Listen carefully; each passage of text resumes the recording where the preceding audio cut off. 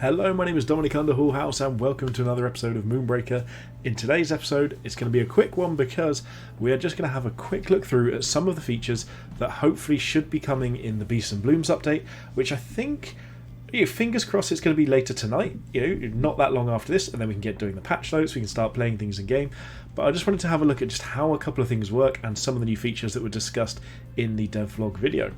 So the first thing I want to look at here is, first of all, in the play screen.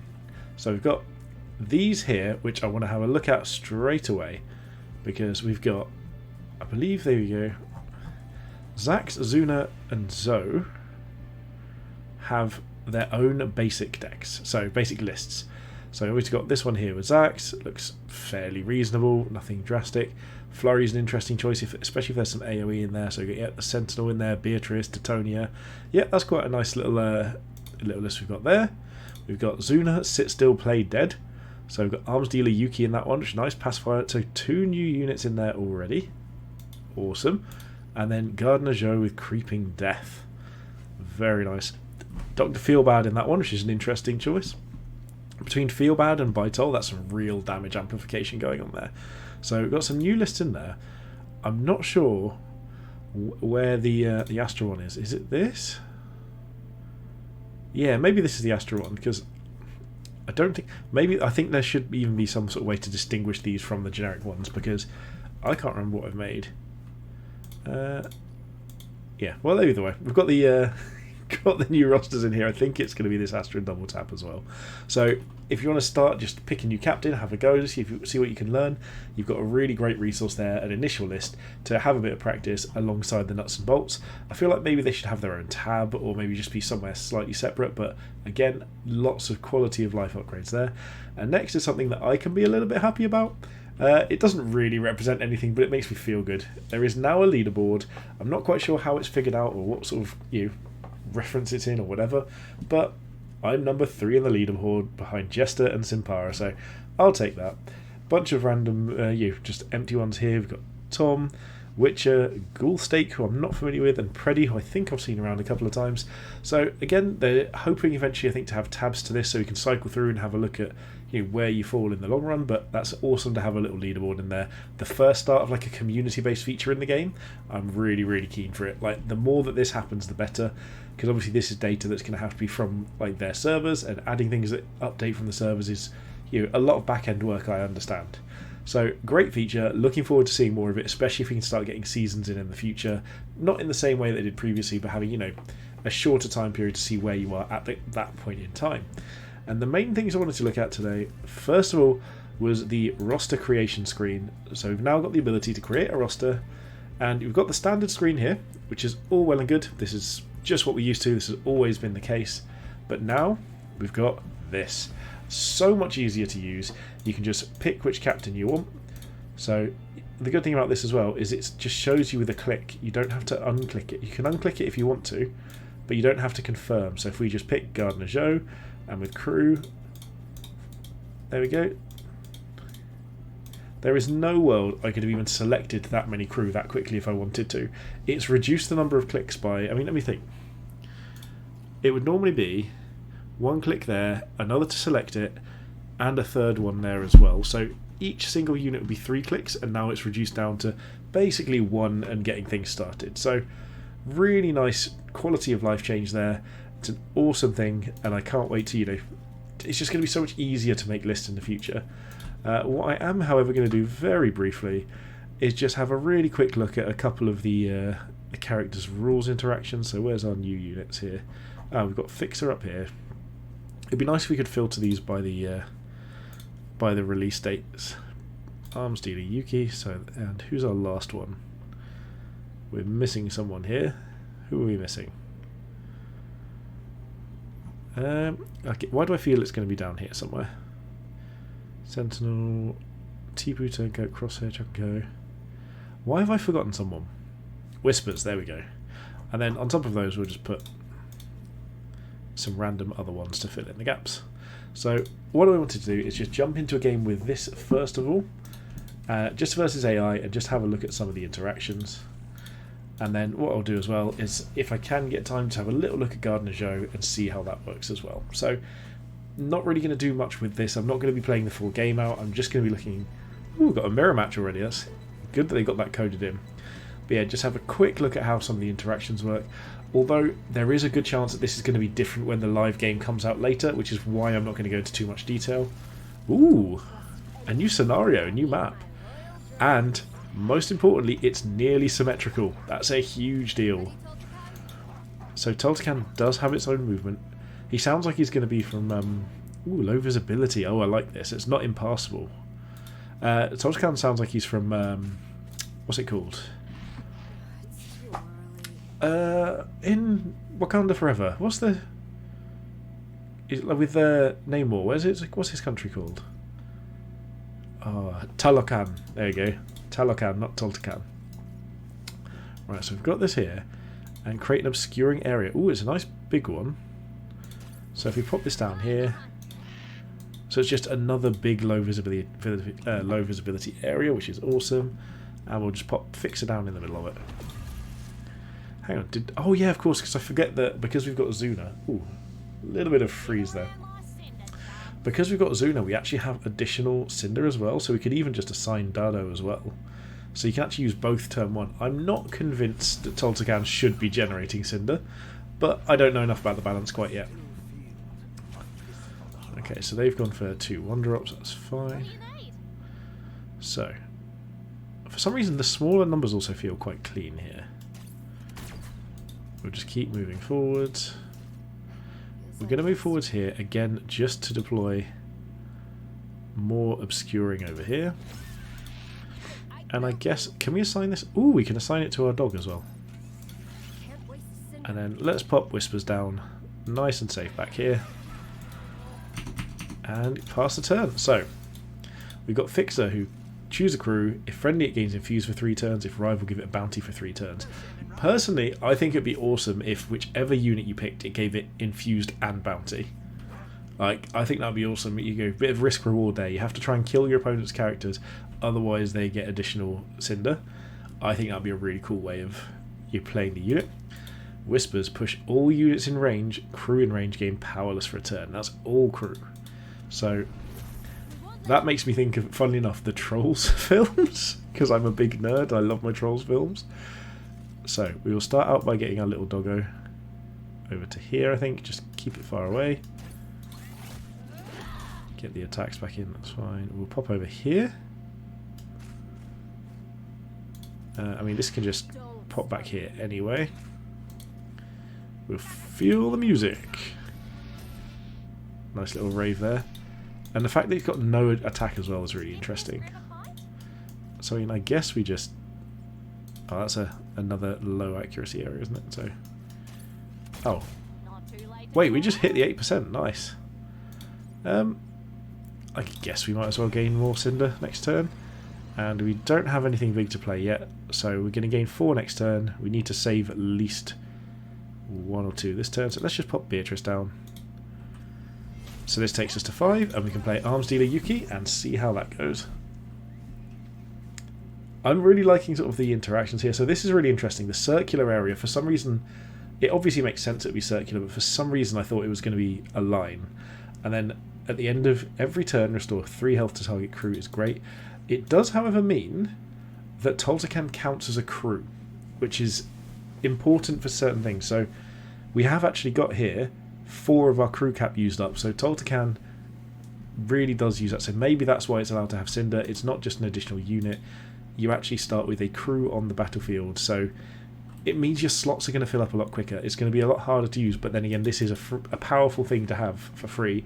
And also it's worth noting that we were looking at Pacifier Oatly. There's one of the things to consider. Oatly, it looks like, can potentially return Toltecan because it's a crew and only has a cost of 1. So you can return it and replay it. That's something we were talking about in the previous video, and it will be very interesting to see how that works in practice. Yeah, so we're not really worried about what happens here. What I kind of want to do is just see what Arms Dealer Yuki actually does. Because I can figure out Oatly, return crew to the bridge, and Oatly takes 1 damage. Feel Bad we know as well, it's just going to be a corrosive particles effect. I just want to see in practice what Arms Dealer Yuki does. So that's going to be our aim for right here. So they've got Tlali, they've got their own Toltecan. So Toltecan is just in range we can do it, which is really cool. Okay, yep. Also, okay, so we'll just attack through here first of all, just because we can. We of course missed, because that's how these things work. Just having a bit of fun. So let's fix a sort of Aussie. Get this going. If we feel the music, that could help some of these. It's almost like a Lucio sound from Overwatch. So I actually want to put Oatly, I think. Sorry, Yuki over here. What have we got to do? So Dardo can. Oh, okay, so we need to actually move out slightly. Dardo can go there. Marjan can protect us. I mean, let's just protect here as well. Call favor. I guess we just pop it on. Let's just pop it on ourselves, I guess. Which is also a useful thing to know that you can do. Beatrice can block things off a little bit. Okay, and now we get to see what Arms Dealer Yuki does next turn. Give each ally crew in range a single-use grenade, flamethrower, or mine. So we're going to want to move things towards us over here. The range doesn't look to be that big. Also, I love the name Fire Sail. That's really cool. So let's see what we've got. Yep, I'm happy if they want to move this way, because we'd rather move in here and get more of our units with the Fire Sail anyway. Unfortunately, we kind of want this to move. Otherwise, we might not be able to get anything. Which would be a little awkward, seeing as that's literally what we're here to test. Also, I know it's been a while, but I'm so glad having this scaling resource back. It's so much nicer to play with. Okay, so we are going to be a bit stuck in here. Unless we can kill these, we can actually potentially just kill. Oh, these are powerless as well. Thank you, Whispers. Whispers is good. Whispers is good. Like, this potentially saved us. What? That will be an additional. So that would be 9 damage we've potentially saved just from Whispers, which is pretty awesome if you ask me. Okay, yeah. Is this nearly their turn done? Or are they going to actually attack us first? I would like to be able to, you know, actually try out the things. Because we should have this dead and something happening over here. It looks like the AI is going a bit slower. So while we're here, let's look at the map. So we've got water, we've got some borders here. Bits of sort of temporary terrain, obviously, covering whatever this is. It's probably a test map of some sort. Which also I didn't know was on here, so trying this out, really cool to see little tests. Also, I like the infused. It's the actual infused animation that used to be there previously, but now it's been changed colour, it's changed into a bug, and the bug's flying around us, which is awesome. Okay, so... Right, so we are going to be a little out of range, I think, unfortunately. So maybe we have to just try and kill some things. Speaking of which, we should also deploy Majan somewhere else so that it's not blocking our own lines of sight. So we can pop up here and kill this. Can we get in range? That looks like it might just about be in range. So let's try that. And see if this fire sale actually works. What we can also do is just deploy some things first. So let's just deploy a few cheap things around us. Snarling. There we go, that'll do. Oh, we've got 3, but we've hit our limit, so that's why. And we will fire sale 3 units. Okay, so what does this fire sale do? A fire flamer. Hang on a minute, that's just Axel Pyro. So is it Axel Pyro, Detonia, or Zax's ability? That's awesome. Okay, I'm sold.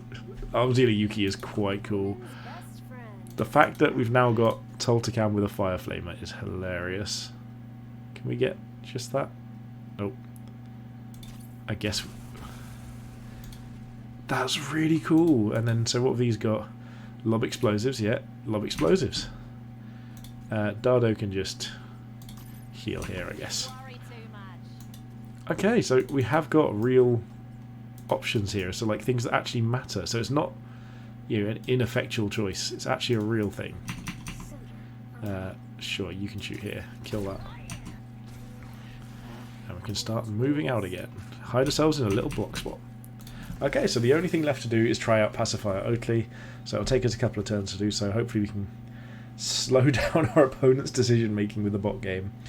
And to be fair, we know what it's going to do actually. So I might just put it out there just to see the animation, but I don't think we really need to worry too much about it. Honestly, Zuna seems really powerful. This seems a really solid set of abilities.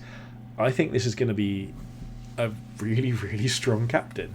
I mean, then again, Gardner Joe seems decent as well. Let's see what we get. Okay, do you know what?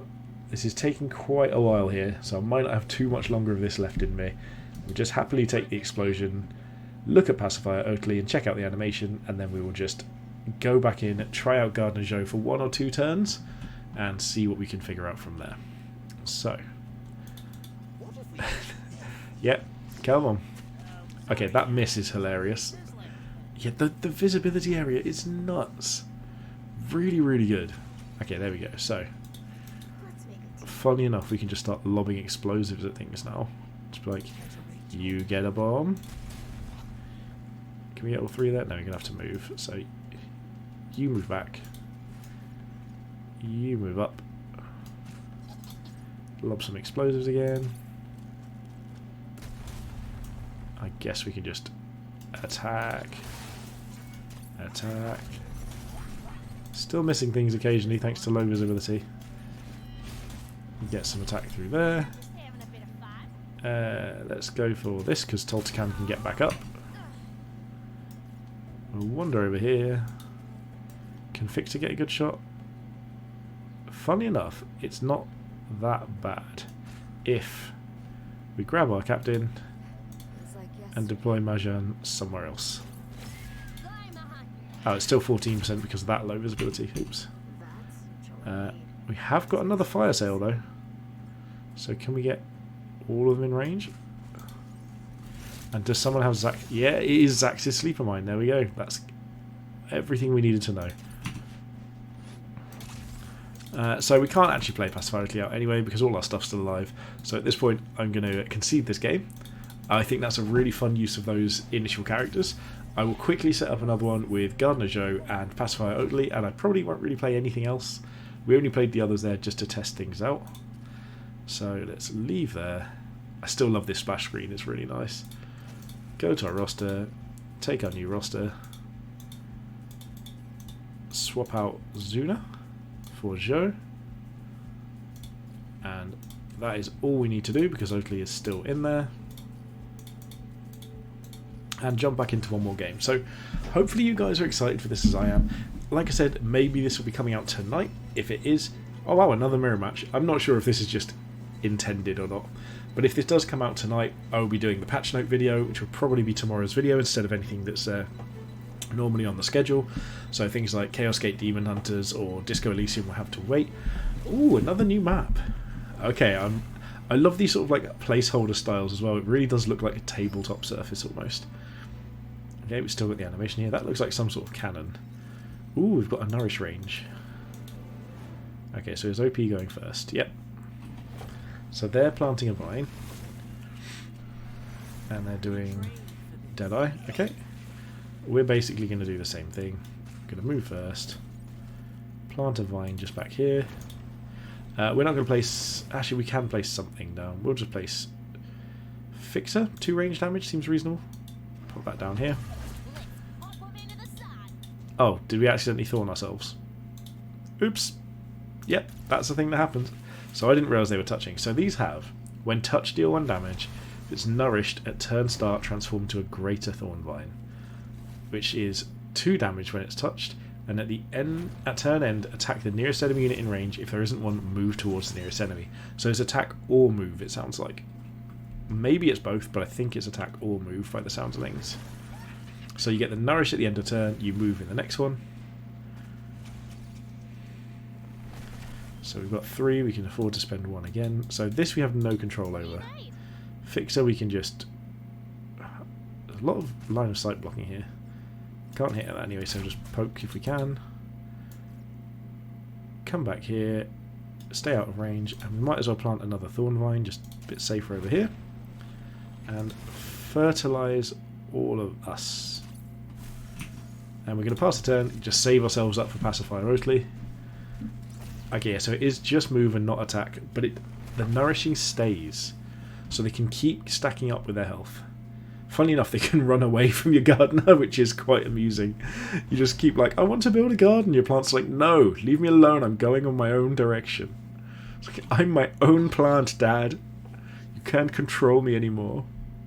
I'm looking forward to the frustration as people are like, I just wanted my plants to stay still. Why am I the plants running away from me?